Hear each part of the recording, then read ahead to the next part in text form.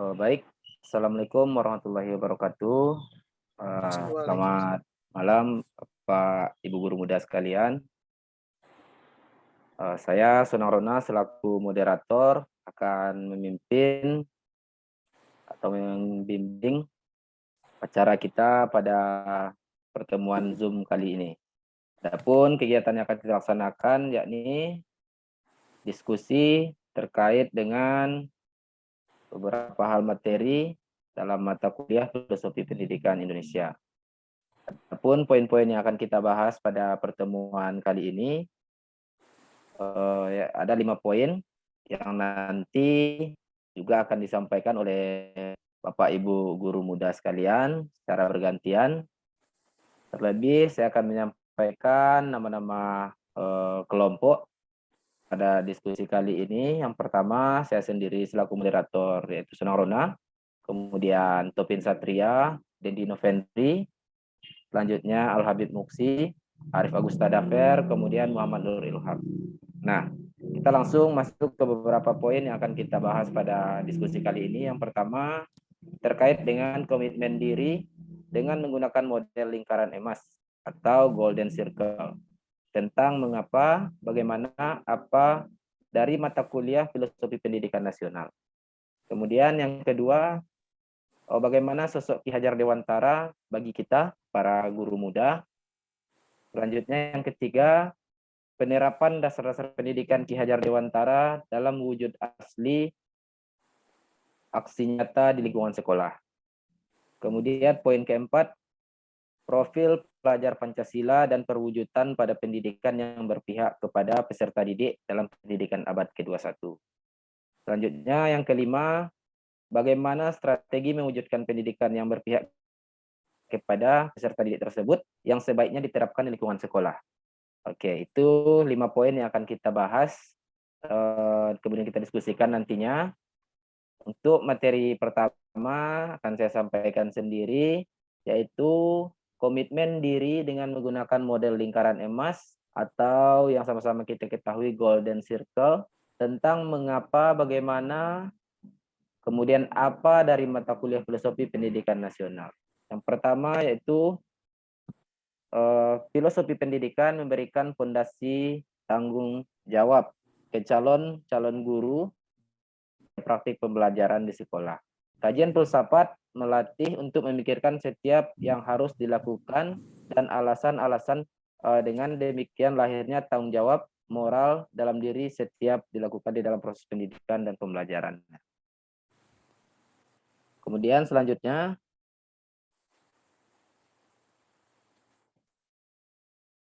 itu tadi terkait dengan poin yang what. Oke. Berikutnya bagaimana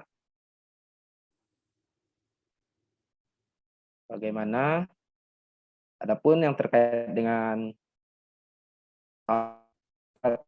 untuk mencapai tujuan diantaranya adalah dengan mengetahui karakter diri, melakukan pengembangan terhadap diri sendiri sesuai dengan tujuan yang ingin dicapai, serta menentukan hal-hal yang akan dilakukan berdasarkan kemampuan dan sarana dan prasarana yang tersedia.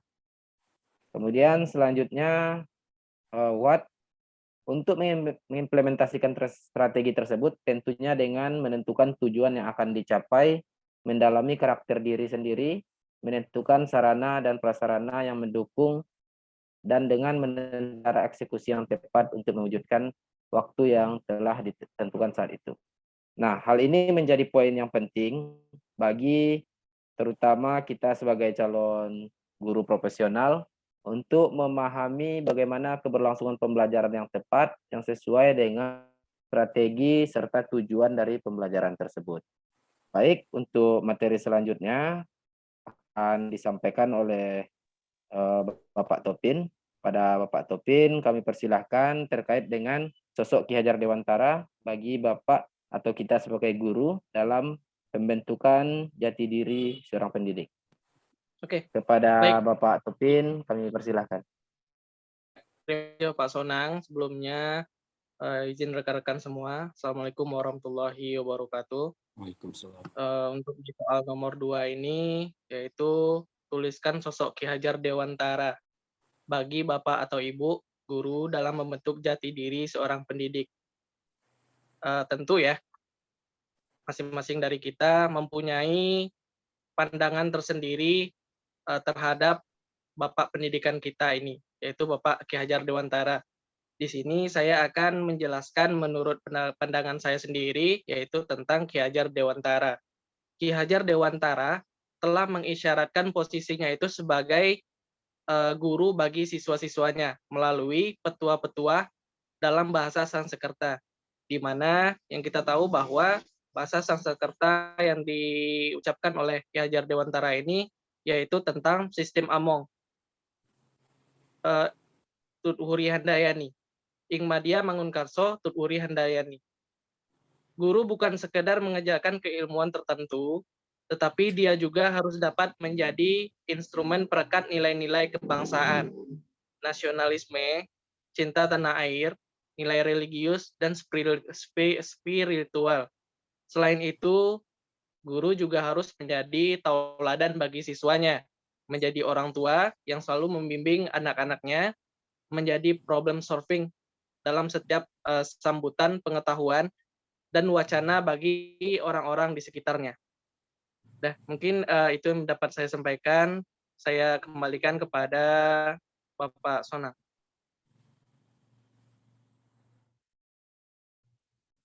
Baik, terima kasih kepada Pak Topin telah memaparkan materi terkait dengan sosok Ki Hajar Dewantara. Selanjutnya, materi ketiga kepada Bapak Dendi kami persilakan untuk memaparkan terkait dengan penerapan dasar-dasar pendidikan Ki Hajar Dewantara dalam mewujudkan aksi nyata di lingkungan sekolah.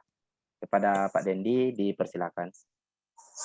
Baik, terima kasih atas waktu yang telah diberikan oleh Bapak Sonang dan rekan-rekan lainnya. Selanjutnya saya akan menjelaskan penerapan dasar-dasar pendidikan Ki Hajar Dewantara dalam wujud aksi nyata di lingkungan sekolah. Yang pertama yaitu deskripsi dari kegiatannya. Dengan murid tanpa ada tekanan dan paksaan, dan anak dapat secara mandiri mengerjakan tugas yang sesuai dengan minat serta keinginan mereka sendiri. Sehingga anak tersebut tidak merasa bosan atau jenuh dalam pembelajaran. Menciptakan pembelajaran yang aktif dan selalu memberikan stimulasi atau rangsangan untuk anak atau peserta didik dengan tujuan supaya anak-anak berani mengungkapkan bahasa yang percaya diri akan bakat dan kemampuannya. Alur kegiatan dari perencanaan tersebut adalah yang pertama perencanaan kegiatan dari aksi nyatanya. Pada minggu pertama, saya membuat rencana aksi nyata yaitu menerapkan Merdeka Belajar dalam proses bermain sambil belajar. Kemudian melakukan sosialisasi rencana aksi nyata kepada seluruh stakeholder sekolah seperti kepala sekolah, rekan sejawat, siswa, dan orang tua untuk mendapatkan persetujuan penerapan pemikiran Ki Hajar Dewantara dalam kelas. Yang kedua yaitu pelaksanaan kegiatan aksi nyatanya. Memberikan penjelasan kepada anak mengenai kegiatan aksi nyata tentang pembelajaran yang sesuai minat dengan menggunakan beberapa area sentra yang sesuai dengan aspek perkembangan anak tersebut. Hal tersebut merupakan salah satu wujud dari aksi nyata yang saya tentang pemikiran Ki Hajar Dewantara di kelas, yaitu menuntut anak sesuai dengan kodrat alam dan zaman sekaligus menerapkan program 3B, yaitu bermain, bernyanyi, dan bercerita. Serta hasil dari aksi nyata tersebut adalah yang pertama, anak sangat bersemangat belajar secara mandiri sambil bermain karena pembelajaran sesuai dengan minatnya, tentu saja. Yang kedua, kepala sekolah dan rekan sejawat sangat mendukung penuh serta membantu dalam kegiatan aksi nyata tersebut. Sehingga kegiatan aksi nyata bisa berjalan dengan baik. Kepala sekolah pun juga berharap kegiatan aksi nyata ini terus dilakukan di kelas dan di lingkungan sekolah untuk memotivasi guru dan juga rekan-rekan yang lainnya untuk lebih semangat lagi dalam mendidik anak, serta selalu berinovasi dalam suatu pembelajaran yang menarik dan menyenangkan untuk anak tentunya. Dan yang ketiga, dari orang tuanya sendiri. Orang tua siswa juga sangat mendukung kegiatan aksi nyata ini, karena membuat anak mereka lebih bersemangat belajar tanpa paksaan dan tekanan dari pihak lainnya tentunya, dan juga sesuai dengan minat anak. Jadi seperti itu aksi nyata yang telah dilakukan di sekolah. Saya kembalikan kepada moderator. Terima kasih. Oke, baik. Terima kasih kami ucapkan kepada Pak Dendi yang telah memaparkan materinya terkait dengan aksi nyata dalam pengaplikasian pendidikan berdasarkan terhadap peserta didik. Gitu. Kemudian selanjutnya kami minta kepada Bapak Al-Habib Muksi untuk memaparkan materi keempat terkait dengan profesi pelajar Pancasila dan perwujudan dalam pendidikan yang berpihak pada peserta didik pendidikan abad 21. Kepada Pak Habib kami persilahkan.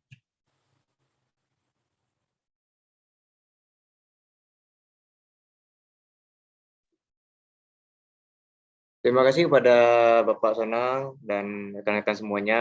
Sehat semua. Baiklah, mengenai materi selanjutnya, yaitu di sini saya akan menjelaskan penjabaran profesi pelajar Pancasila dan perwujudannya dalam pendidikan yang berpihak pada peserta didik dalam pendidikan abad 21.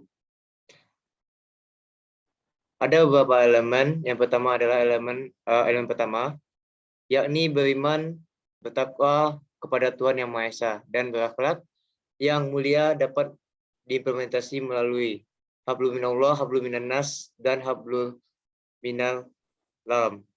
Hubungan dengan Tuhan dapat diimplementasikan melalui membiasakan peserta didik dengan doa sebelum dan sesudah pembelajaran. Sholat zuhur berjamaah, pelaksanaan berbagai di Jumat Berkah, infak Jumat, dan lain sebagainya. Elemen kedua, yakni berkebinekaan global.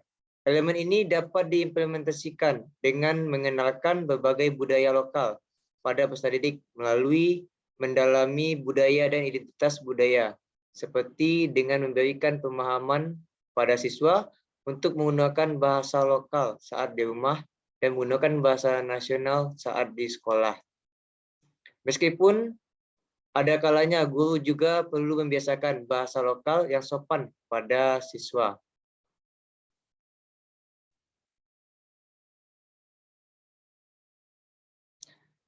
Selanjutnya, elemen ketiga yakni mandiri.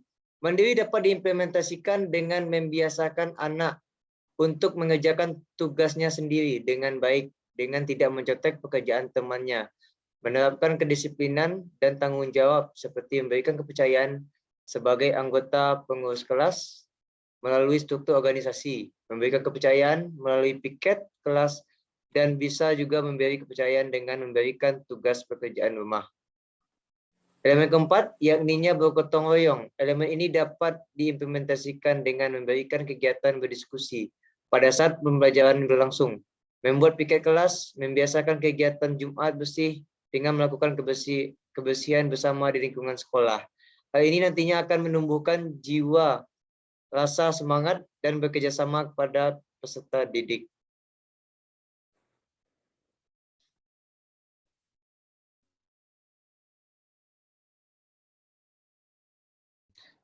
Elemen kelima, yakni bernalar kritis.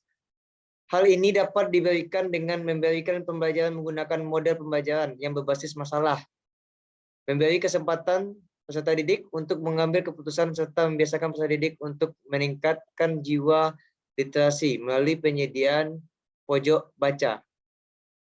Elemen keenam, yakni kreatif. Dalam elemen ini dapat diimplementasikan dengan memberikan wadah kepada peserta didik untuk menyalurkan minat dan bakat melalui program sekolah, mengajak mereka untuk berinovasi, serta mengajak mereka untuk membuat dan menghasilkan karya khas mereka, karya khas yang orisinil.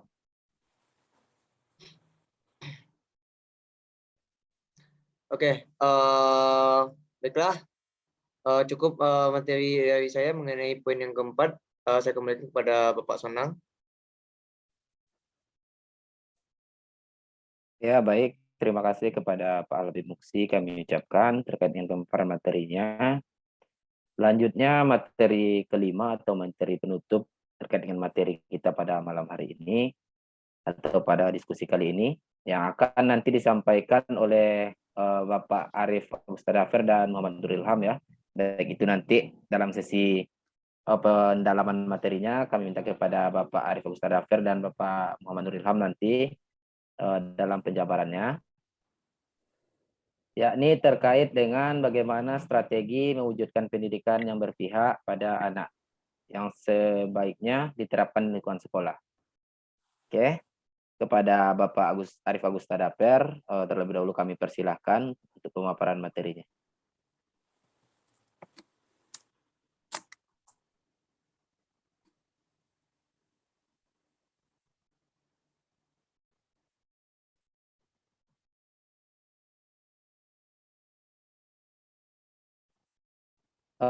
Kami minta kepada Bapak Arif Agus Tadafer untuk pemaparan materinya. Baik, Pak Sonang, terima kasih atas waktunya. Izin rekan-rekan untuk menyampaikan materi bagaimana strategi mewujudkan pendidikan yang berpihak pada anak yang sebaiknya diterapkan di lingkungan sekolah. Di sini kita mulai dari mindset guru bahwa tugasnya adalah mengajar untuk menyampaikan seluruh materi pelajaran sesuai dengan alokasi waktu yang tersedia. Agar siswa mendapatkan nilai yang baik saat ujian haruslah berubah. Tugas guru tidak hanya mengajar, namun guru adalah seorang pendidik. Maka menyelesaikan materi pelajaran memang penting. Namun ada yang lebih penting itu bagaimana membuat siswa menyenangi ilmu pengetahuan. Siswa menganggap ilmu itu penting dan bermanfaat bagi kehidupannya.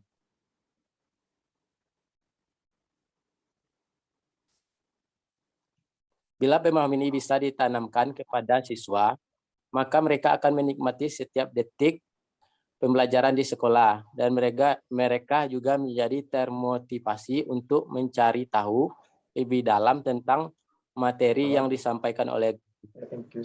Selain itu, dalam proses pendidikan ini guru juga harus mampu membimbing dan mengarahkan agar siswa tidak memiliki karakter yang mulia. Mungkin itu yang bisa saya sampaikan. Saya kembalikan kepada Bapak Moderator. Oke, baik. Terima kasih kepada Pak Arif Agus Tadafer dan juga Pak Muhammad Nuril Ilham terkait dengan materi yang pemaparannya. Oke, itulah penjelasan terkait dengan materi yang akan kita diskusikan pada waktu kali ini. Tentu menjadi hal yang sangat menarik ya, Bapak-bapak para guru, calon guru muda. Ini menjadi pembahasan yang harusnya intens kita bahas karena berkaitan dengan bagaimana kita dibentuk melalui model-model yang pas agar menciptakan tenaga pendidik atau seorang guru yang profesional. Nah, tentu dari 5 pembahasan yang menarik ini, yang pertama itu kita ditekankan kepada bagaimana kita mampu mengembangkan potensi diri kita. Di situ ada yang namanya golden circle. Nah, bagaimana kita mampu mengekspresikan atau menggali kemampuan kita. Selanjutnya juga bagaimana kita memaknai Ki Hajar Dewantara dalam memotori atau mendorong perkembangan pendidikan di Indonesia ini. Kemudian poin ketiga juga dari Bapak Dendi tadi tidak kalah menarik. Bagaimana kita pengaplikasian aksi nyatanya di sekolah. Nah, ini juga menjadi hal yang menarik nantinya kita diskusikan. Saya harap para Bapak guru muda sudah memiliki pertanyaan-pertanyaan terkait dengan materi kita pada malam ini atau pada diskusi kita hari ini.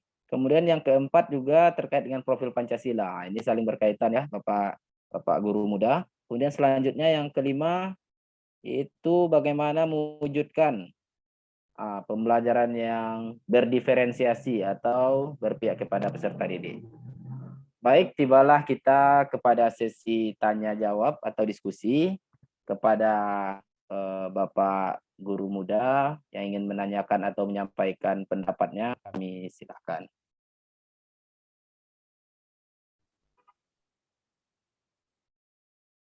Nah, selain itu terkait dengan pertanyaan juga boleh Bapak Guru Muda sampaikan. Nanti kita akan saling menanggapi terkait dengan bagaimana cara penyelesaian atau cara menjawabnya. Oke, dengan mengaktifkan mikrofonnya itu sudah cukup untuk bertanya atau mengajukan pendapatnya. Saya silakan.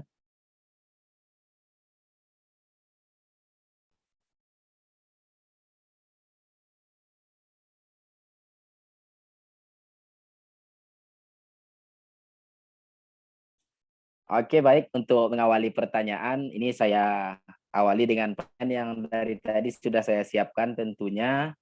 Pertanyaan saya terkait dengan materi yang disampaikan oleh Pak Dendi. Bagaimana bentuk aksi nyata yang kita laksanakan terhadap pendidikan-pendidikan di sekolah.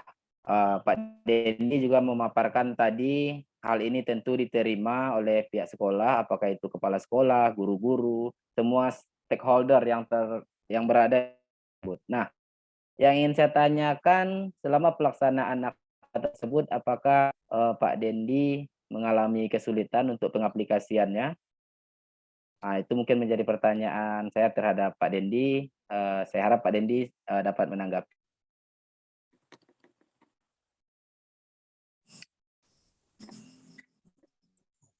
Baik, saya ulangi lagi pertanyaan dari Bapak Sonang, yaitu apakah ada hambatan dari cara aksi nyatanya tersebut.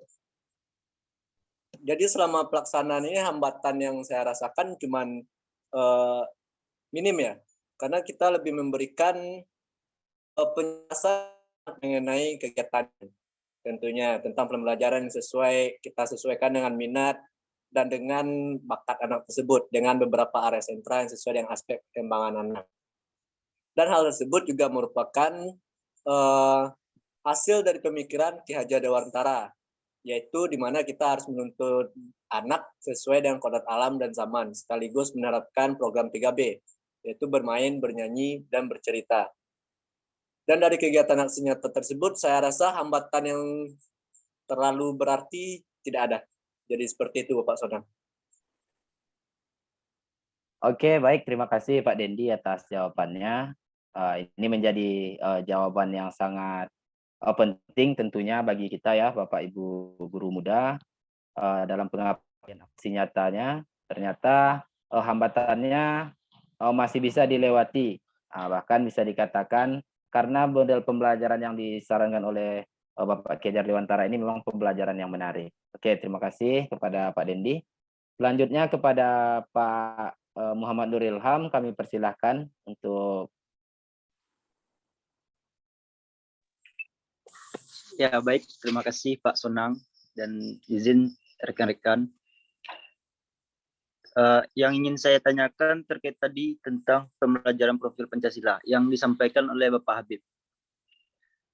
Tadi ada beberapa poin yang disampaikan oleh Bapak Habib, itu sekitar 6 poin.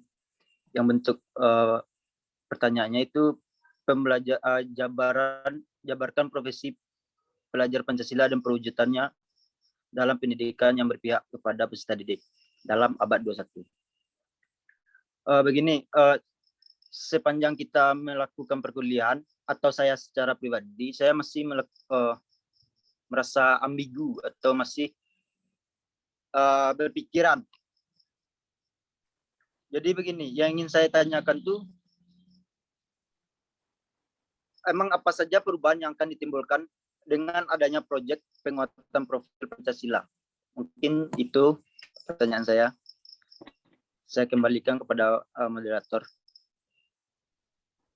Baik, terima kasih kepada Pak Ilham dengan pertanyaannya, yakni apa saja nanti impact atau hasil yang akan diraih atau diperoleh melalui proyek pengenalan profil Pancasila. Nah, ini tentu kita minta kepada Bapak Al-Habib Muksi untuk menyampaikan tanggapannya sekaligus menjawab pertanyaan dari Bapak Muhammad Nur Ilham. Kami kepada Pak Habib, kami persilakan. Maaf Pak Ilham, bisa diulang lagi pertanyaannya? Soalnya di sini jaringannya agak itu susah. Oke, baik. Silakan Pak Ilham. Baik, jadi pertanyaan itu akan apa saja perubahan yang akan ditimbulkan dengan adanya proyek penguatan profil Pancasila?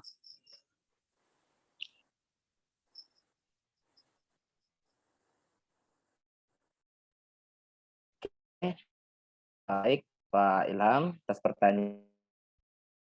Nah, ini juga menjadi kepada Bapak Ibu guru muda juga boleh menanggapi ya terkait dengan pertanyaan dari Pak Ilham. Apa saja hasil dari proses atau proyek pengenalan profil Pancasila kepada peserta didik. Nah, apa nanti impact-nya atau apa nanti yang dihasilkan dari proses kegiatan tersebut. Nah, kepada Bapak guru muda yang lain juga yang ingin menanggapi, kami persilahkan terkait dengan pertanyaan Bapak Nuril Ilham.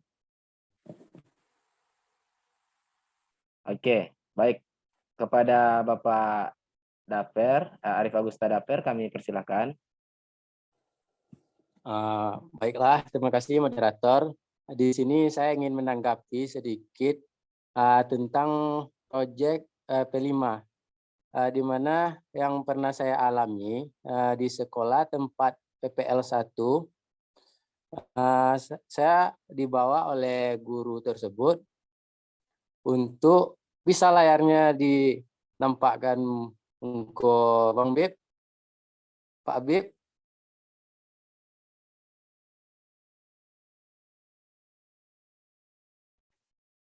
Soalnya dari tadi ketika berbicara layarnya tidak Nampak. apa namanya? Nampak Bang. Tapi Oke, dia Bang tidak baik, nampak. lanjut. Berarti Lanjut. Silakan Pak Daper. Baik Pak Moderator. Jadi di P5 itu udah ada semuanya kayak saling berkaitan gitu Pak. Ada yang kayak di situ programnya dibuat ketika itu anak-anak itu disuruh ke pantai untuk mencari kayak karang untuk dibikin kerajinan. Nah, di sini anak-anak itu ada kayak berolahraga dan di jalan disuruh untuk memilih sampah, mengambil sampah. Jadi di situ sudah ada nilai kebersihannya dan gotong royongnya. Jadi untuk yang diambil di pantai itu adalah alat untuk membuat sebuah kerajinan di mana anak-anak itu bisa membuat kerajinan. Jadi akan membuat sebuah karya. Mungkin itu yang bisa saya tanggapi dari jawaban yang bisa saya tanggapi. Saya kembalikan kepada Bapak Moderator.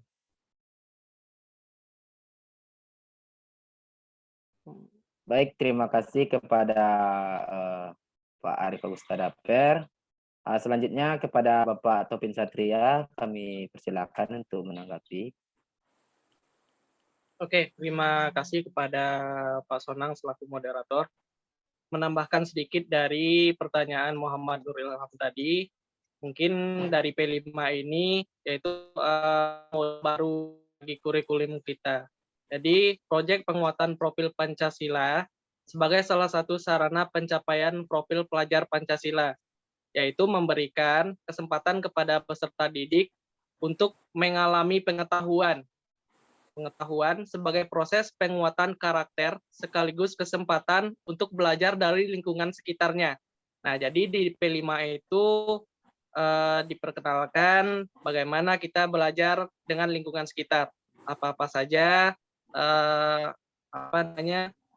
penguatan karakter yang ada di dalam masyarakat, kemudian apa-apa saja budaya yang ada dalam masyarakat dan lain-lain sebagainya. Dalam kegiatan proyek profil ini, peserta didik memiliki kesempatan untuk mempelajari tema-tema atau isu penting seperti perubahan iklim, anti-radikalisme, kesehatan mental, budaya, wirausaha, teknologi, dan kehidupan berdemokrasi sehingga peserta didik dapat melakukan aksi nyata dalam menjawab isu-isu tersebut dengan tahapan belajar dan kebutuhannya. Mungkin sekian Bapak Sonang, saya kembalikan kepada moderator. Baik, terima kasih kepada Bapak Topin yang telah memaparkan pandangannya ya terkait dengan perubahan apa yang akan diperoleh melalui pelaksanaan P5 tersebut. Nah, kemudian kepada Bapak Guru Muda yang lain yang ingin menambahkan, kami persilahkan.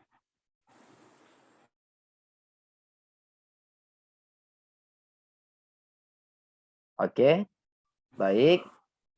Nah, dapat kita ambil kesimpulan dari pemaparan Bapak Ibu Guru Muda tadi. Adapun tujuannya yakni perlunya kolaborasi dalam mencapai keberhasilan proyek P5 ini. Apakah itu lintas guru, guru yang mata pelajaran A dengan mata pelajaran B, kolaborasi untuk mencapai keberhasilan proyek ini. Kemudian di antar siswa juga menjadikannya pengalaman baru. Kemudian mereka juga harus berkolaborasi untuk mensukseskan atau menyelesaikan proyek-proyek yang telah dipilih melalui tema-tema yang telah disediakan. Oke, Bapak Ibu Guru Muda, saya rasa ini menjadi diskusi yang sangat intens yang harusnya terlaksanakan secara terus-menerus. Tentunya untuk menciptakan pembelajaran yang berdiferensiasi atau pembelajaran yang sesuai dengan dasar yang telah diberikan oleh ketua kita ya, Bapak Ki Hajar Dewantara. Saya ucapkan terima kasih kepada Bapak Ibu Guru Muda yang menyempatkan waktunya untuk berdiskusi pada malam hari ini. Semoga ini menjadi dasar bagi kita untuk tentunya selalu bersinergi dalam melakukan perubahan selaku agent of change melalui pendidikan. Wabillahi taufik wal hidayah. Saya ucapkan terima kasih. Assalamualaikum warahmatullahi wabarakatuh. Waalaikumsalam warahmatullahi wabarakatuh. Wassalamualaikum warahmatullahi wabarakatuh.